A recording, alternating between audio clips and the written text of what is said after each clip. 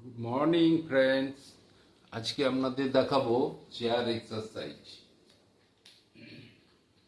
এই এক্সারসাইজটা দেখানোর উদ্দেশ্য হলো যে আমাদের পায়ের স্ট্রেংথ তো সবাইকার সমান নয়, তো বয়স বাড়ার সঙ্গে সঙ্গে পায়ের স্ট্রেংথ তো কমে যায়।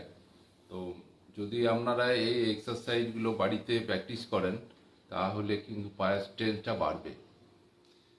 পায়ের স্ট্রেংথ কীভাবে বাড়াবেন? এই এক্সারসাইজগুলো যেগুলো দেখাচ্ছি এইগুলো আপনারা বাড়িতে বসে প্র্যাকটিস করুন। এই পায়ের এই যে এই স্ট্রেংথগুলো বাড়বে এবং হাঁটুতে ব্যথা, গোড়ালিতে ব্যথা, এই ব্যথাগুলো অনেকটা রিলিফ পাবেন। তো রেগুলার বেসিসে যারা 40 ঊর্ধ্ব, অর্থাৎ 40-50-এর উপরে যাদের বয়স, তারা যদি এই এক্সারসাইজগুলো করেন তাহলে কিন্তু আপনারা অনেকটা রিলিফ পাবেন। তো যে এক্সারসাইজগুলো দেখাচ্ছি এগুলো দেখুন। প্রথমে হাতটা স্ট্রেট করবেন, এই চেয়ারের মতো বসিয়ে থাকবেন। 1 2 3 4 5 6 7 8 9 10 এইভাবে আপনি 20 কাউন্ট করবেন। 20 কাউন্ট করার পর আবার নেক্সট লেভেলে আসছি।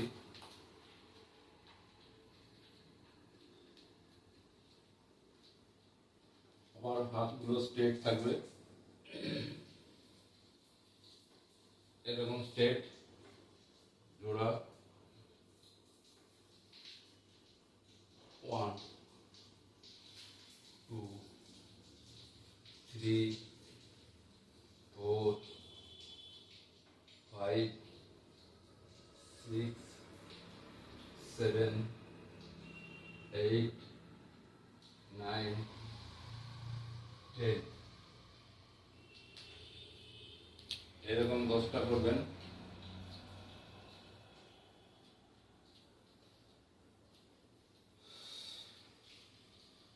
তারপর আবার হাতটা স্ট্রেট। 1 2 3 4 5 6 7 8 9 10 এটা 10টা করবেন।